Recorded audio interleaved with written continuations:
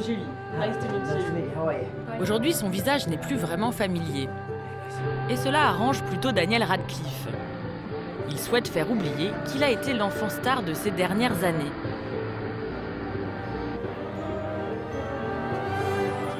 De l'âge de 11 ans à 21 ans, il a incarné Harry Potter, le héros de la saga qui a passionné les enfants du monde entier.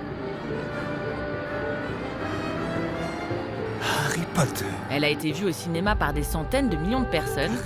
Il y incarnait un jeune sorcier aux prises avec un personnage maléfique, Voldemort, qui a tué ses parents. Parce que pour moi, la vie a un sens. La série est maintenant terminée. Daniel Radcliffe a un nouveau défi à relever. Comment donner un second souffle à sa carrière, lui qui a toujours été très gâté.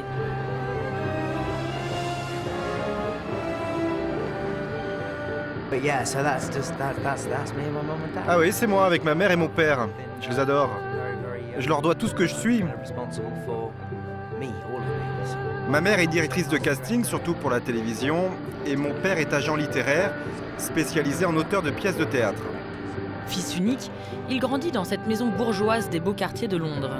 À l'école, il n'est pas très à l'aise. Le futur Harry Potter souffre d'un léger handicap. Il est atteint d'une maladie peu connue, la dyspraxie, qui le gêne dans ses gestes quotidiens. Vous savez pourquoi je vous donne un lacet ? Ah, c'est parce que je ne sais pas lasser mes chaussures. Non, je vais pas vous montrer ça devant la caméra. En fait, c'est parce que je suis dyspraxique. Ça affecte ma coordination, mes mouvements. Mais je me plains pas parce que j'ai une forme légère de cette maladie. Du coup, je suis nul en maths, je suis très mauvais avec les chiffres, et c'est très embêtant. Grâce au métier de ses parents, il est entouré par des comédiens et à 5 ans, il déclare vouloir être acteur. Il fait sa première apparition sur les écrans en 1998 dans cette émission de divertissement. Daniel, what's your question? If you weren't comedians, what would you do? Now then. I'd love to be a professional footballer. I'd love to be a professional footballer. I would, yeah, play for Rotherham, yeah. Avec sa jolie bouille et son aisance, il passe très bien. Et la même année, à l'âge de 10 ans, il décroche son premier rôle.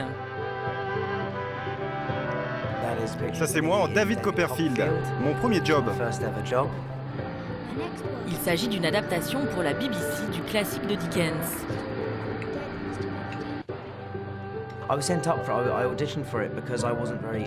Mes parents trouvaient que c'était rigolo que je passe un casting, car j'étais nul à l'école. Personne ne pensait que je l'aurais d'ailleurs. Je n'avais aucun talent dans ce domaine, donc c'était totalement inattendu que j'obtienne le rôle. Vous n'avez jamais pris de cours de théâtre ? Non, je n'ai jamais pris de cours de théâtre, à l'école ou même ailleurs. J'y suis allé en touriste, et puis j'ai plongé. Il faut dire que vous étiez vraiment très mignon. Ouais, je sais, j'étais un enfant de 9 ans très mignon. Le cinéma le repère et il tourne son premier long métrage, Le Tailleur de Panama. Et il se trouve que la même année, la série d'Harry Potter est en préparation. Son producteur, un ami du père de Daniel, l'a remarqué et pense spontanément à lui.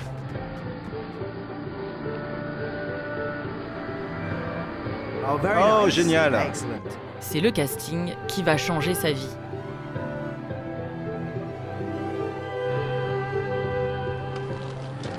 Le 9 août 2000, au cours de ses essais, le jeune garçon qui n'a aucun problème de vue essaye ses fausses lunettes.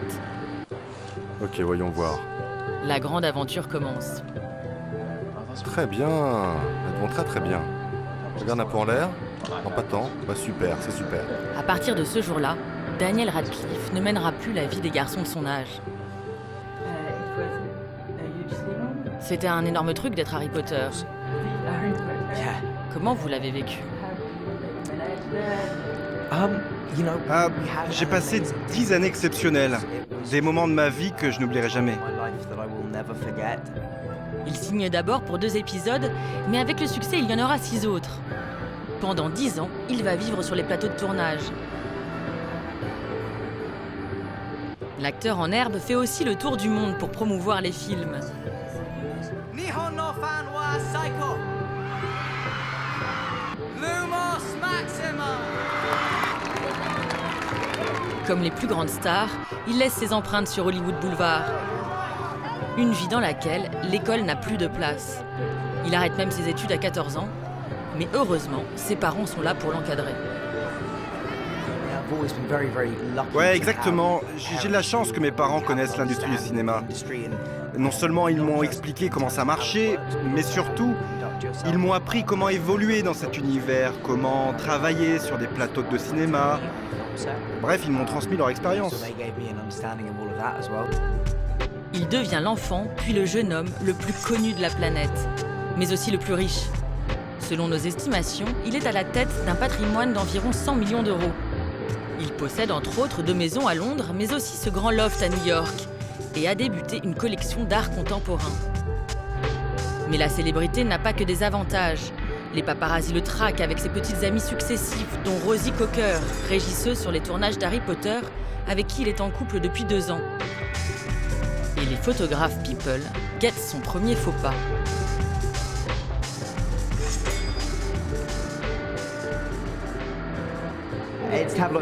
Oui, ce sont les tabloïds anglais. Là, c'est moi, effectivement, dans une soirée. Je fume une cigarette roulée. Pas un pétard, hein, comme tous mes copains vous le diront. Moi, je ne fume que des roulés. Hein. Vous savez, les tabloïds, ils veulent se mettre quelque chose sous la dent. Et dès qu'ils ont une petite histoire, ils en font une montagne. Et ils n'ont pas essayé de vous prendre en photo quand vous étiez dans un pub en train de boire? Bien sûr qu'ils ont essayé, et ils l'ont fait. C'est dans cette période d'ailleurs qu'ils m'ont le plus suivi. Vous savez, ils voulaient profiter de la situation. Nous sommes en 2009. Est-ce la pression ou sa crise d'adolescence? Il a été pendant plusieurs mois alcoolique. Il avoue même avoir été ivre sur le tournage de certaines scènes d'Harry Potter. Aujourd'hui, la saga est derrière lui, et sur le plan artistique, il a repris toute sa liberté.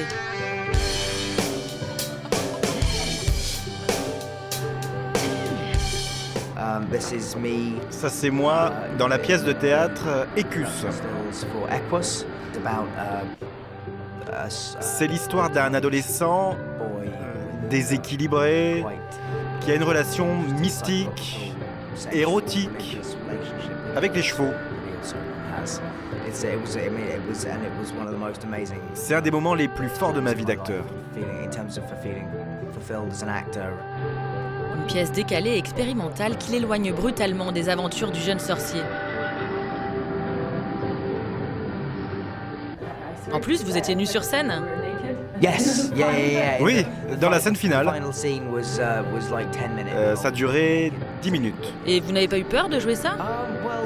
Oh, vous savez, ça fait partie du boulot. Et maintenant, avec son nouveau film, il veut définitivement tourner la page.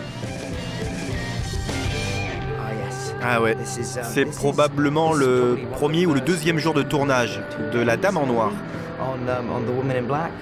C'est passionnant de participer à un film d'horreur avec lequel les gens vont vraiment avoir très peur. Dans La Dame en Noir, il incarne un jeune notaire qui vient régler une succession dans une maison hantée. Un univers paranormal finalement pas si éloigné d'Harry Potter. Il faudra encore du temps pour que Daniel Radcliffe fasse complètement oublier le jeune sorcier. Thank you very much. Thank you, lovely to meet you. I'll give you a shoelace back. Thank you. No, I'm fine to practice with. No, thank you.